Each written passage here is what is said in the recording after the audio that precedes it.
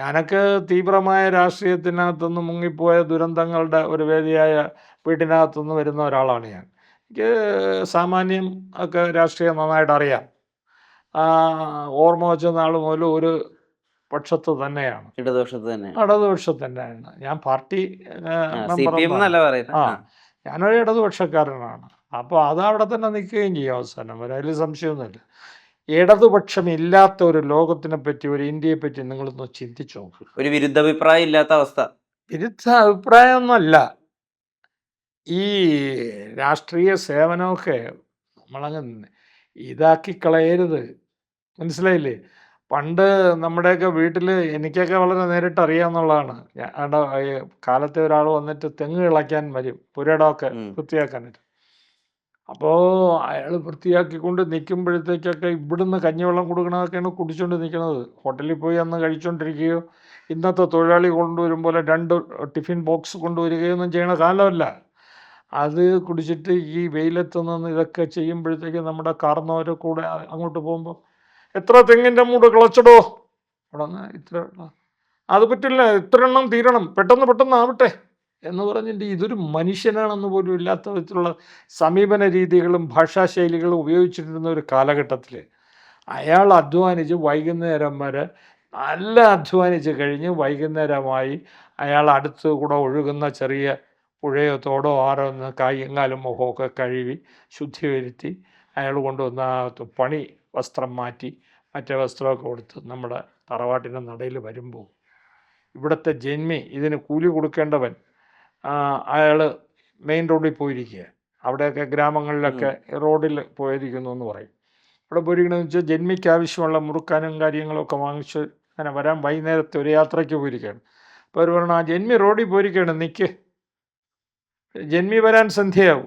ഈ സന്ധ്യയ്ക്ക് ഇങ്ങനെ കയറി വരുമ്പോൾ ഇത്ര മൂട് കിളച്ചിടോ എന്നൊക്കെ അപ്പോഴും ചോദ്യം ചെയ്യലാണ്. ചോദ്യം ചെയ്തിട്ട് കൊണ്ടുവന്ന് ഒരു 60 രൂപ കഷ്ടിച്ച് കൊടുക്കാൻ ബുദ്ധിമുട്ടുന്നത് ഒരു കാലം ഉണ്ടായിരുന്നു.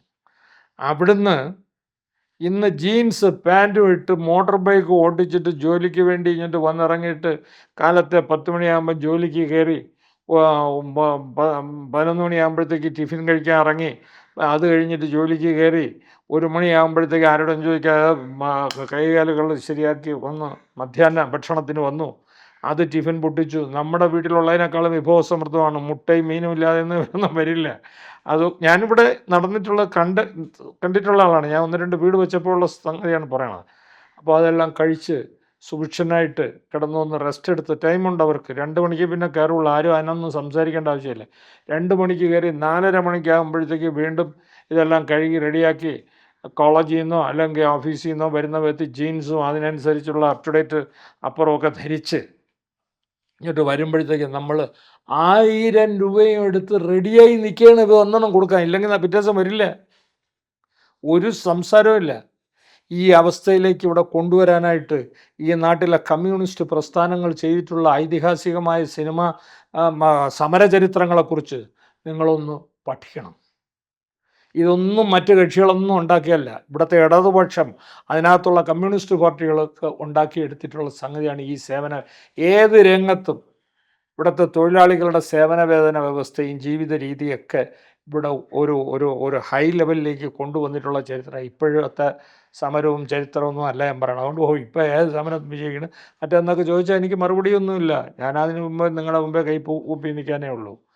അപ്പം ഞങ്ങളൊക്കെ കുട്ടിക്കാലം മുതൽ കണ്ടുവന്ന് അനുഭവിച്ചിട്ടുള്ളതും സംഘടിക്കാനുള്ളൊരു ബോധം, പിന്നെ സംഘടിച്ച് ഇവരെ ശക്തരാക്കി കൊണ്ടുവന്ന് ഈ അടിസ്ഥാന വർഗത്തെ ഇന്ന് അവന് തുറന്നു നിന്ന് കൂലി ചോദിക്കാനുള്ള നട്ടല് നിവർത്തി കൊടുത്തതിന് ഇവിടെ അടുത്ത ആ തൊഴിലാളി വർഗ സമരങ്ങളും അതിൻ്റെ രാഷ്ട്രീയവും മറക്കരുത്.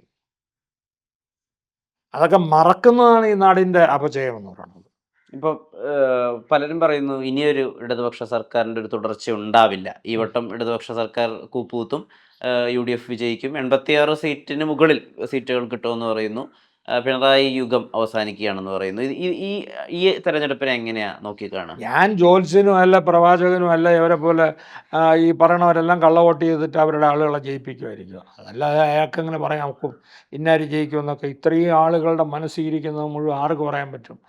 രാഷ്ട്രീയ കാഴ്ചപ്പാടുകളൊക്കെ ഇങ്ങനെ വച്ചു നോക്കുമ്പോഴത്തേക്ക് ആർക്കും വലിയ ഭൂരിപക്ഷത്തിലേക്കൊന്നും പോകാൻ കഴിയുന്ന ഒരവസ്ഥയായിട്ട് എനിക്ക് തോന്നിയിട്ടില്ല. ഉം, ഉം, കഷ്ടിച്ച് പരാപരമി എത്തി അല്ലെങ്കിൽ എത്തിയില്ല, ഒരു 2-3 സീറ്റ് കുറവുണ്ട് എന്നുള്ള നിലയിലൊക്കെ നിൽക്കാൻ കഴിയുന്ന രീതിയിൽ 2 പേർക്കും വന്ന് നിൽക്കാൻ കഴിയുള്ളൂ എന്നാണ് ഇന്നത്തെ എൻ്റെ വിലയിരുത്തൽ.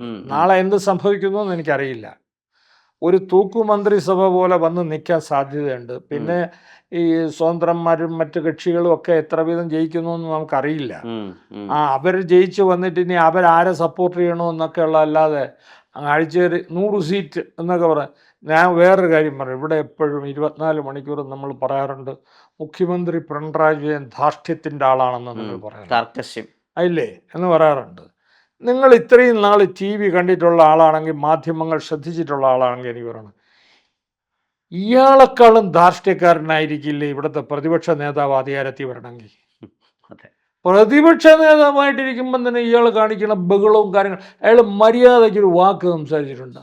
രാവിലെ ഇറങ്ങുന്നു, അയാൾ കുളിച്ച് ശുഭ്രവസ്ത്രധാരിയായിട്ട് മേക്കപ്പ് ചെയ്ത് ഇങ്ങോട്ട് വന്നിട്ട് എന്ത് കാര്യം വന്നാലും പിണറായി വിജയൻ രാജിവെക്കണം.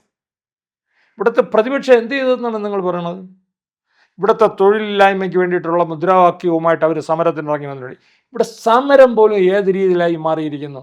എന്തെങ്കിലും ഒരു കാര്യം ഉണ്ടെങ്കിൽ ഒരു സമരത്തിന് വേണ്ടിയിട്ട് ഞങ്ങളുടെ പാർട്ടി പ്രവർത്തകർ, യൂത്ത് കോൺഗ്രസ് എല്ലാം ഇന്ന് സമരത്തിലാണെന്ന് പറയും. പാവപ്പെട്ട ആർക്കും ആരെ അറിഞ്ഞൂടാത്തതായിട്ടുള്ള ആളുകൾ, ഒരു കൂട്ടം ആളുകൾ ചെന്ന് പോലീസിൻ്റെ നിന്ന് അടി വാങ്ങിച്ച് മണ്ടയും പൊളന്ന് 2 ദിവസം സമരം നിൽക്കും. സമരം വിജയിച്ചോ വിജയിച്ചില്ലയോ ആരും അറിയുന്നില്ല. അത് തീർന്നു, ആ സമരം തീർന്നു. ഒരു സമരം ഏറ്റെടുത്ത് ഇവിടുത്തെ പ്രതിപക്ഷ നേതാവെന്നൊന്ന് നയിച്ച് വിജയിപ്പിച്ചുകൊണ്ട് വരുന്ന ഏത് സമരമുണ്ട്?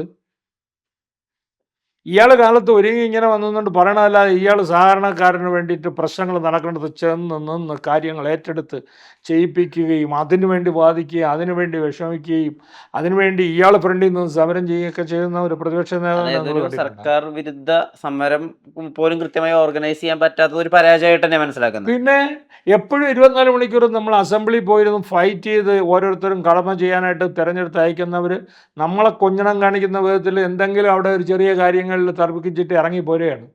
ഇറങ്ങിപ്പോകണമെന്ന് വെച്ചാൽ എവന് പോകണം, എവന് പല ആവശ്യങ്ങളുണ്ട്, അതിന് വേണ്ടി ഒരു കാര്യം ഉണ്ടാക്കിയിട്ട് ഇറങ്ങിപ്പോകുന്നു. ഈ ഇറങ്ങിപ്പോകാനാണ് അവരെ സെലക്ട് ചെയ്തത്. ആ പരിപാടി നിർത്തണം ആരായാലും. അത് ഇന്നത്തെ പ്രതിപക്ഷം മാത്രമല്ല, ഇന്നത്തെ ഭരണവർഗം നാളെ പ്രതിപക്ഷത്ത് വരണമെങ്കിൽ അവർ ഈ ഇറങ്ങിപ്പോക്ക് പരിപാടി നിർത്തണം. ഇതൊരു വെല്ലുവിളിയാണ് ജനങ്ങളോട്. അങ്ങനെ തന്നെ ജനങ്ങൾ കാണണം. ഇത് ഇങ്ങനെയൊന്നും ചെയ്യരുത്. അതുപോലെ ഇവിടുത്തെ വിലക്കയറ്റത്തിന് വേണ്ടി ഇവർ ആരെന്ത് സമരം ചെയ്ത്? ഇവിടെ എന്ത് കാര്യത്തിന് വേണ്ടിയിട്ടാണ് ആളുകൾ ഈ പ്രതിപക്ഷം ഇവിടെ എന്തെങ്കിലും ചെയ്തിട്ടുണ്ടെങ്കിൽ അക്കണക്കിന് കുറേ ക്ഷേമ പ്രവർത്തനമെങ്കിലും വളരെ ശക്തമാണ്. പിന്നെ ആരെന്തൊക്കെ പറഞ്ഞാലും അത് രാഷ്ട്രീയപരമായിട്ട് പറയല്ല. ഈ നാട്ടിൽ വികസനം നടന്നിട്ടില്ല എന്ന് നിങ്ങൾക്ക് പറയാം? ആർക്കെങ്കിലും പറയാമോ നെഞ്ചി കൈ വെച്ചിട്ട് ഈ നാട്ടിൽ കഴിഞ്ഞ കാലത്തിനേക്കാളും ബെറ്റർ വികസനം നടത്തിയ ഒരു സമയമല്ലെന്ന് പറയാമോ? അന്തസ്സായ പല മേഖലകളിലും അപാരമായി വികസനത്തിൻ്റെ രജതരേഖ ഉണ്ടാക്കിയിട്ടുള്ള ഗവൺമെൻറ്റാണ്.